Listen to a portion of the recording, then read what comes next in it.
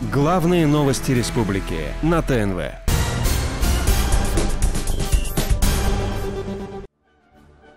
Что предпочесть, мудрость безумия или тупость здравого смысла? Мигель Сервантес.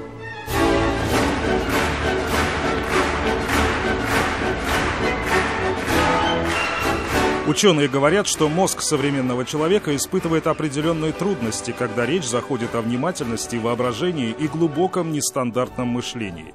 Нам не стоит никакого труда высказывать суждение или, скорее, осуждение самых смелых идей, но способны ли мы при этом их оценить, понять? Способны ли мы выйти из роли пассивного слушателя и произнести нечто оригинальное, если вдруг к нам развернется дирижер?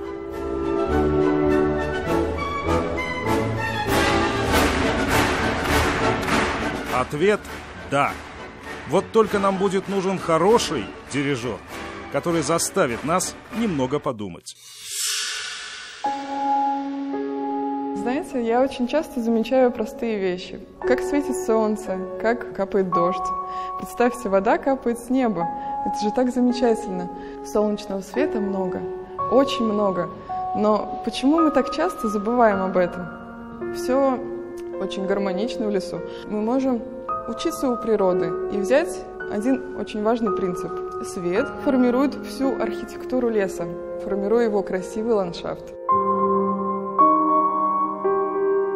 Настя Маслова, студентка 5-го курса архитектурно-строительного университета, победительница недавно завершившегося в Амстердаме международного студенческого конкурса, посвященного дневному и естественному свету в архитектуре. На взгляд обывателя в ее проекте нет никакого нового знания, и пользы от него тоже никакой. Во-первых, он совсем не о нас с вами, жителях Республики Татарстан. Он о человечестве в целом. Юный архитектор говорит нам, что здания конической или пирамидальной форм хороши для регионов с холодным климатом, поскольку такие здания не отбрасывают тени. И наоборот, обратный, то бишь перевернутый конус, хорош там, где жарко. В его тени можно найти спасение. Данная форма, раскрываясь вверх, обеспечивает большое внутреннее пространство естественным светом, а также отбрасывает большую тень на землю, обеспечивая людей чувствовать себя хорошо в тени, когда тень так необходима для жаркого климата. Все эти, говоря простым языком, отверстия, что мы видим там, под сводами зданий, это размышления на тему того, как еще, с какой еще пользой можно использовать дневной свет и внутри помещений. Вот это, например, траншеи с водой, там наверху, открытые лучам солнца, способные создавать волшебную игру солнечных бликов. Это просто фрагмент улицы. Улицы, защищающей нас от солнца и поражающей своей пышной растительностью. Но Настя идет еще дальше. Представьте иной масштаб, что я более маленького роста, а данные сооружения, они намного больше. В данной концепции я хотела бы сказать, что мы можем массивную архитектуру переместить на верхние уровни, а землю освободить для человека и для зеленых растений. Ну и что, скажете вы? Кому все это нужно? Где здесь удовлетворение наших все новых и новых желаний? Знакомьтесь, это архитектурно-образовательное пространство Buffett Space при КГАСУ. Здесь обитают наши герои. Здесь царит дух авантюризма. Если и есть в Казани место, заставляющее, что называется, включать мозг, то оно здесь. Компьютеры используются редко. Все, что мы здесь видим, сделано руками, от скрупулезных детальных рисунков до макетов городов будущего. Наверное, не только для того, чтобы обеспечить будущих строителей какими-то мыслями. Может быть, это просто то, что, как вам кажется, к чему мы придем все в конце концов. Ну, с одной стороны, да, то есть это то, к чему мы должны, конечно, стремиться, а с другой стороны, это часть методики обучения архитектора, поэтому, как и в любой высшей школе, то есть нельзя только решать вот такие сиюминутные проектные задачи. То есть, да, мы должны научить, то есть мыслить, и, соответственно, для этого необходимо решать задачи более сложные, более... Конечно, большинство из нас просто покрутит у виска и поинтересуется, почему этим людям до сих пор не вызвали санитаров. Архитектура в нашем представлении – это некая полезная, в первую очередь, деятельность, связанная со строительством зданий. Ну, что сказать. Современный архитектор – мечтатель, и он не мыслит категориями выгод и отдач. Развитие – это не то же самое, что рост. совсем не то же самое.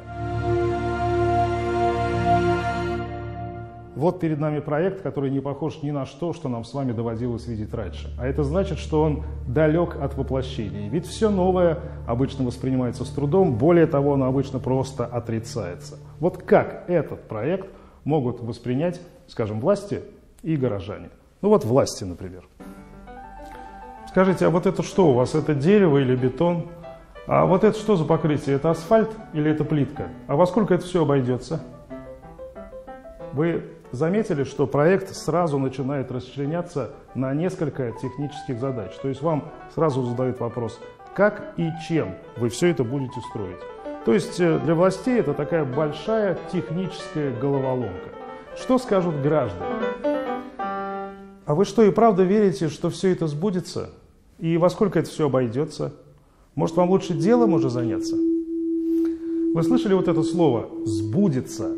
То есть как бы само себя сбудет. Вас объявляют безнадежным мечтателем, поскольку вы не способны ответить на вопрос, когда все это сбудется. И заметьте, и власти, и горожане все пассивны, все потребители. Властям нужны квадратные метры, людям нужны парковки. А это значит, что этот проект вряд ли воплотится в жизнь. А что нужно студентам? Мы должны улавливать еще только намечающиеся тренды и использовать все свое воображение, чтобы воплощать их. Мы говорили, что придется подумать. Аня Борисова, студентка 4-го курса, как раз из того нового поколения архитекторов с мышлением без границ и тонким обонянием будущего. Победитель совместно со своей коллегой Камилой Ахметовой все того же конкурса в Амстердаме среди стран Восточной Европы и Средней Азии. Дамы и господа, полярная ночь. Ну и что полярная ночь, говорим мы. В Мурманске испокон веков, 40 дней в году полярная ночь. Но вот Ане Борисовой не все равно. Проведенные нами исследования показали, что человеческий организм так и не смог приспособиться к условиям полярной ночи. Люди в Заполярье страдают от таких заболеваний, как депрессия, зависимости. Поэтому мы предлагаем осветить города Заполярья облаком полярного света. И вот теперь самое интересное. Как студентка 4-го курса из Казани собирается решить действительно важную для этих людей проблему? Чтобы передать солнечный свет с орбиты Земли прямо над облака над городом, мы предлагаем систему рефлекторов, состоящую из нескольких ступеней. Свет улавливается отражателем на высоте 200 километров над землей и передается дальше от устройства к устройству, пока не достигает дронов прямо над городом, которые распределяют поток света на несколько более мелких, позволяющих равномерно осветить облака над городом. Страстно увлекающаяся астрофизикой Аня Борисова уже получила в свой адрес пулеметную очередь отзывов и предложений. От вопросов вроде «где вы найдете такие дроны, которые будут целыми днями летать над городом без подзарядки», до предложений вроде «займитесь, наконец, архитектурой». Но вот в чем штука. Аня Борисова знает, что такое архитектура, а мы нет. Вот что это такое. Архитектура – это о человеке. И поэтому проектируется в первую очередь не материальный объект, а изменения в жизни людей. Проект, который работает во времени. То есть в нем есть допущения, которые будут работать именно с развитием технологий, с развитием науки. Я думаю, это важно для архитектора мыслить вперед. Вперед! Вот оно, ключевое слово. Вперед, а не только лишь вверх. Город, как и человек, как и любой организм, может расти себе сколько угодно внешне, но при этом нисколько не развиваясь внутренне. Развитие – это категория, которую не измеришь количественно. Нужны усилия для понимания, стремление к качественным изменениям. Вот что роднит этих молодых людей в стенах этой лаборатории будущего. Вот чем студентка 5-го курса Настя Маслова так удивила просвещенных гуру архитектуры в Европе. Я просто думала о некоторых принципах в архитектуре, которые мы могли бы уже начинать применять. А жюри, как профессионалы, они сформулировали уже по-новому мою идею. То есть они ее трактовали как манифест для будущей архитектуры. Смелее, смелее, молодые архитекторы. Кто, если не вы?